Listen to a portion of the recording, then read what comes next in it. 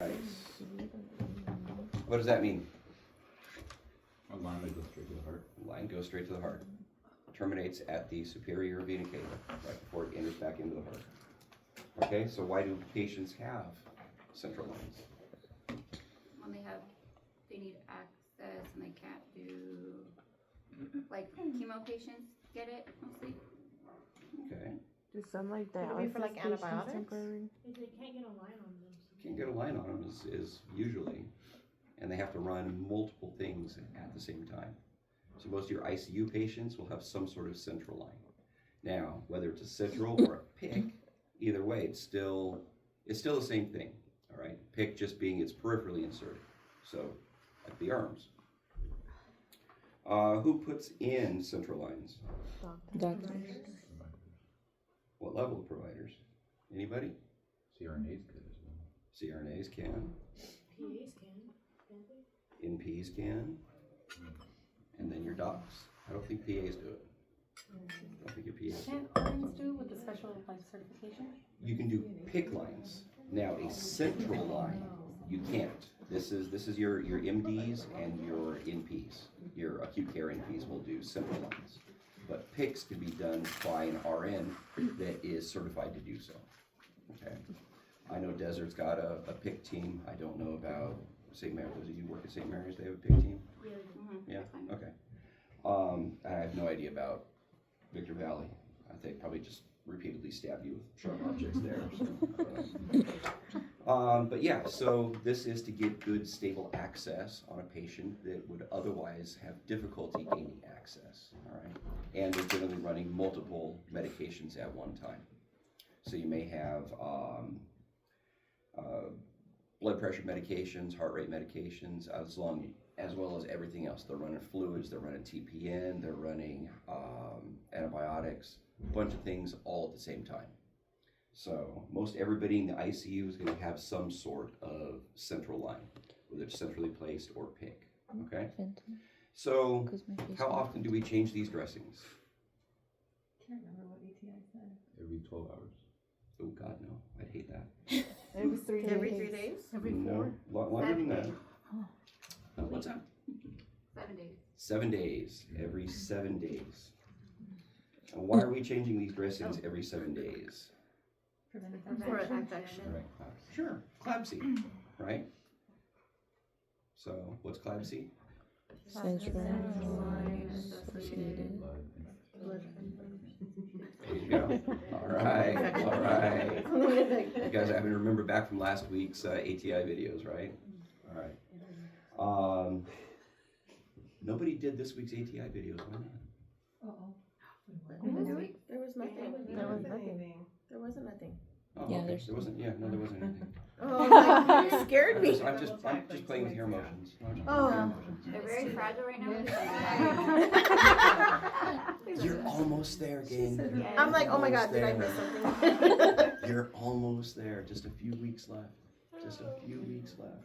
There's a light, but it's like a pin light. Like you can barely see it, but it's like there. So that's all right. That's gonna get brighter. Okay, I promise it'll get brighter. Okay. At least you guys aren't having senioritis. Like another member from the Wednesday group is already having senioritis. You're in first semester. You got a long way to go. But I'll let y'all figure out who that is. It's Sierra. Oh no, she openly admits it. All right, so She's the youngest too. right, yeah, exactly. She hasn't even been out of school. I mean, she went straight from high school to doing her prereqs to now this. She had whatever. Anyhow,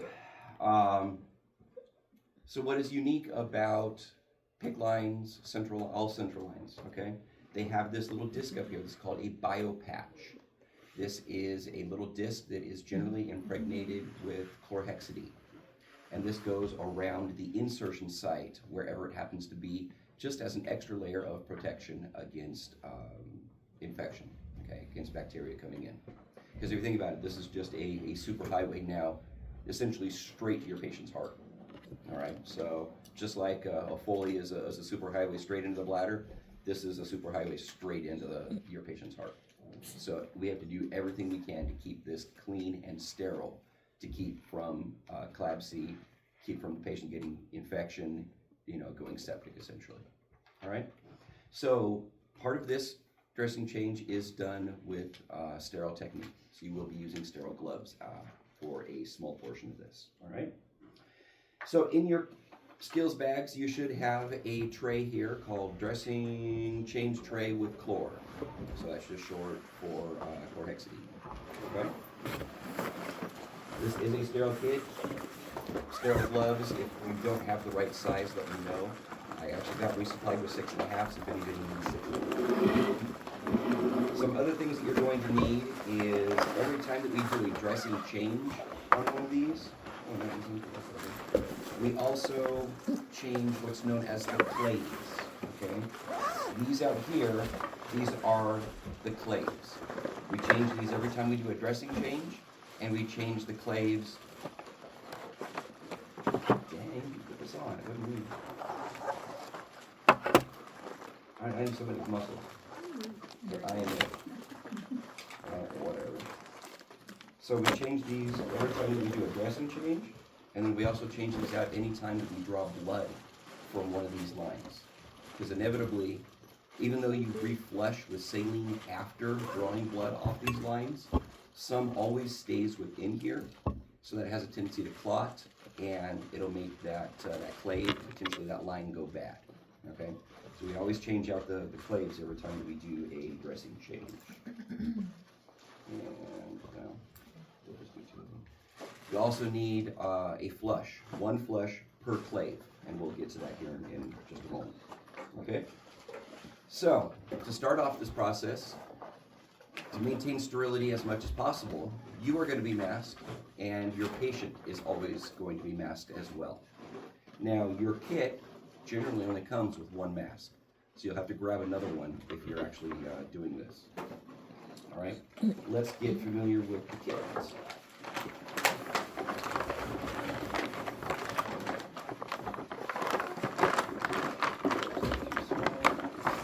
Okay, so in our kit, we have a couple of 2x2s and then 1 fenestrated 2x2. All right, you've got your chlorhexidine. We're going to be using that for cleaning. A little bit of tape, a mask, this either for you or your patient. Alcohol swabs, just in case your patient happens to be allergic to chlorhexidine or vice versa. So you're going to clean with 1 of these. All right. There is Sure Prep. This is a skin protectant. What it does is it goes around the outside of the area here. This helps Tegaderm to stick to skin. We use this a lot in wound care when we are doing wound vacs, and we want that Tegaderm drape to stick and not move. It helps to seal up any holes so that when a wound vac is doing its thing, it's not pulling any air. And then finally, we have our giant Tegaderm, okay? Reassemble this.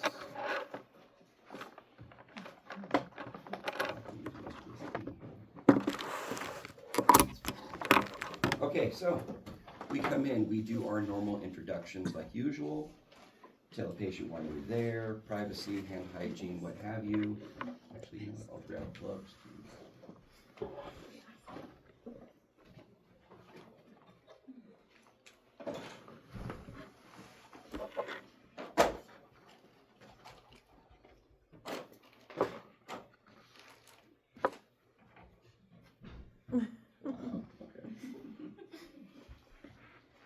So we do our hand hygiene, get our gloves on. Mr. Smith, we're here to change your... We buy only the best, you guys. Buy only the best. Your hospitals buy the same brand.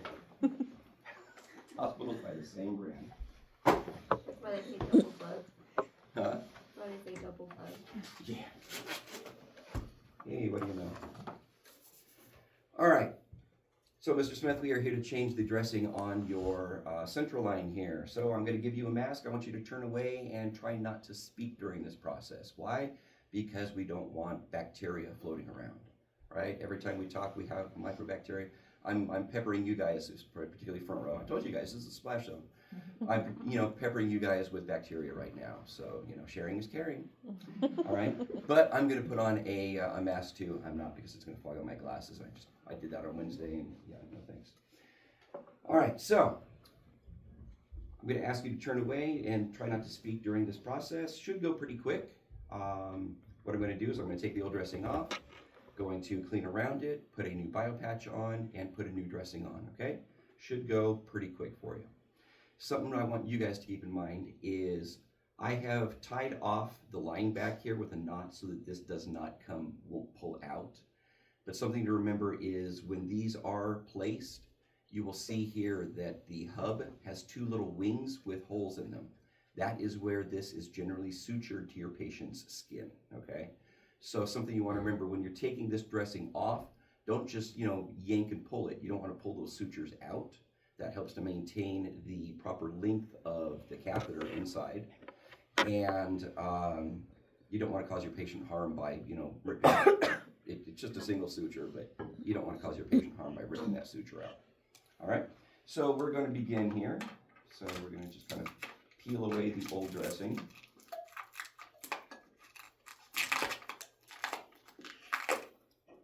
What I have a tendency to do is keep a thumb on the hub here, just so I'm not pulling it in. And then as I start to peel back, I'll keep that tension there.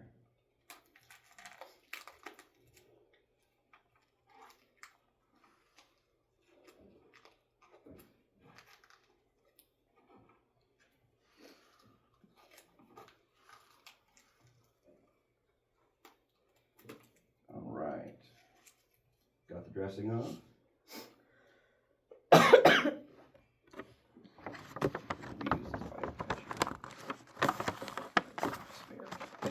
All right. So, when we're setting up our kit here, generally it will come with the BioPatch already in the kit, so you don't have to worry about adding anything in there. All right. So we're just going to replace that in there right now. If for some reason you have a kit that doesn't, hopefully in your supply Pyxis right next to these kits will be the BioPatches. You can just banana peel in before you start to do anything clean gloves, okay? Just remember that is one of the sterile portions that just needs to be banana peeled into your sterile kit so that it maintains sterility. All right, so we've gotten to this point, great, okay? So now we're gonna switch over to sterile gloves. So old gloves off, hand hygiene, and we'll get new gloves on.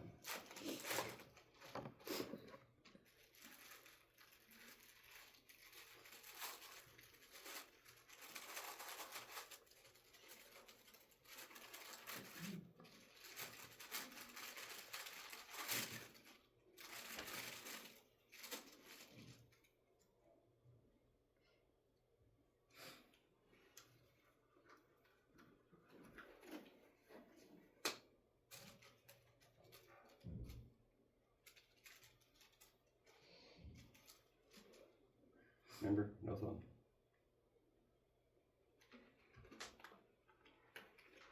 Oh, this one's gonna fight me, isn't it?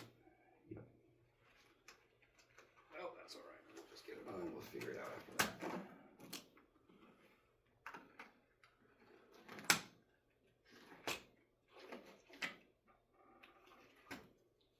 All right.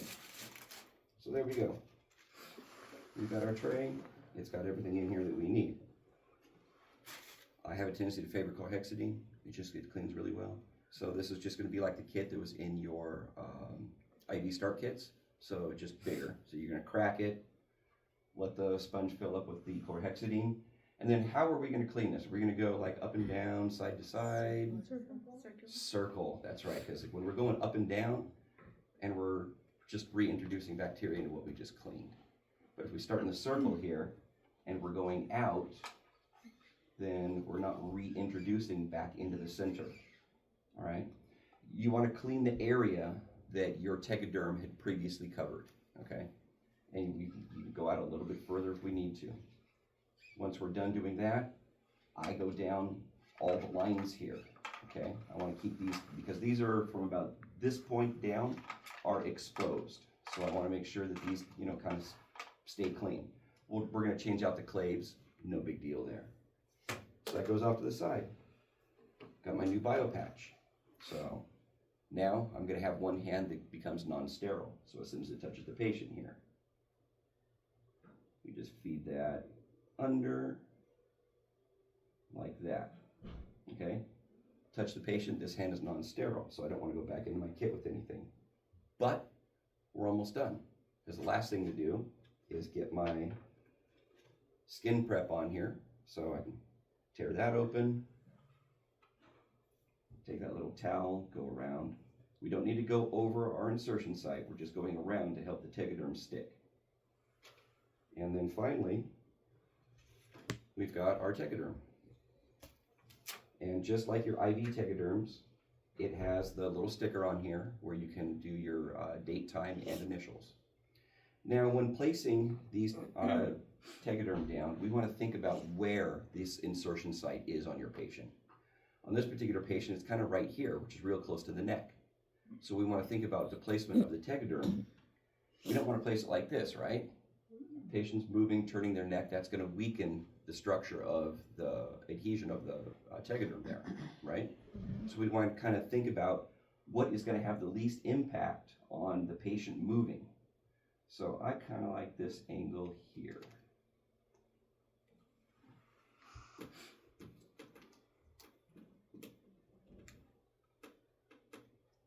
So there we go.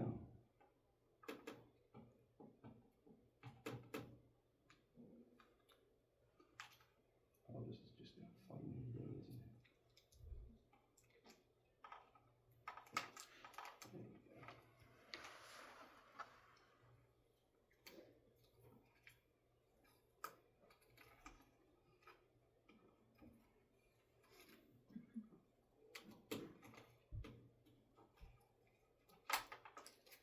And then we've got our little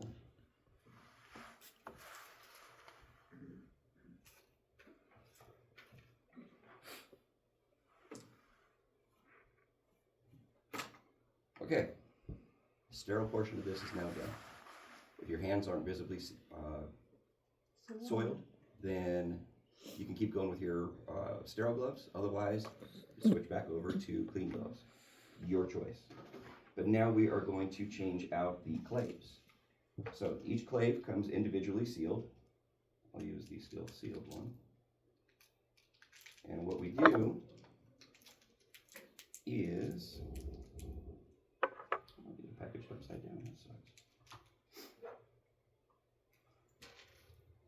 We take and preload each one with saline, because we're going to be hooking up to our lines.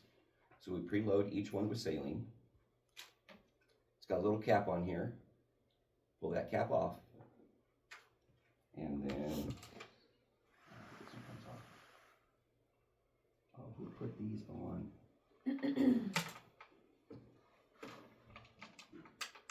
Oh, not working. Oh, who glued these on? Seriously. They're not normally this tight on. There it goes. Making me look bad. All right, so attach and you'll flush the rest of your flush through that line. You're gonna do that 3 times, 1 for each clave, okay?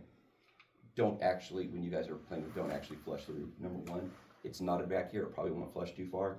And then this is just sort of a free floating tip back here, which means you're just gonna make the whole thing wet, okay? But that's what we do. Make sure that you've got your clamp before you take that clave off. Otherwise, if that's unclamped and you take this off of here, you're gonna get a free flow of some red stuff. Blood. Okay. So yeah, make sure that that is clamped before you take that clave off. These are basically the same claves that you guys use with the have on the IVs. It's got a lower lock, it's spring loaded, so it won't allow any, shouldn't allow anything to backflow. But you take it off, that's just a wide open tube now. Okay. And that pretty much ends what we're doing here. We always cap off with scrub caps or Kiros caps, whatever you happen to have. And it's just that simple. Probably the easiest, maybe second easiest competency in this class. Any questions? No? You guys are good? All right, cool. So, my mask off, patient's mask off, he can look over instructions. Obviously, don't play with this, don't pull it, don't touch things up here. We want to keep this as clean as possible. If for some reason the tegaderm starts to peel off before that 7 days is up, you're going to replace it sooner. The key here is to maintain sterility. Okay? Everybody good? Replace the Tegaderm, not the whole, not gonna redo everything? Oh, no, you'll redo Oh, everything. redo. Yeah, no, that's what I'm saying, is you will do a full dressing change if for some reason this is starting to peel off. You'll do it, even if it's just, day 3, you'll do a full dressing change to this with cleaning and everything. Yep. If you put down the Sure Prep, that really helps the tegaderm to stick to skin. Makes it a bitch to pull it off for a dressing change, but it seals things off really, really well. So if your kits come with this in the hospitals and you're doing this, I highly recommend utilizing the Sure Prep that's in there. Okay? All right. So I'll have these two chest mannequins sitting out somewhere. You guys can kind of play with that. Otherwise,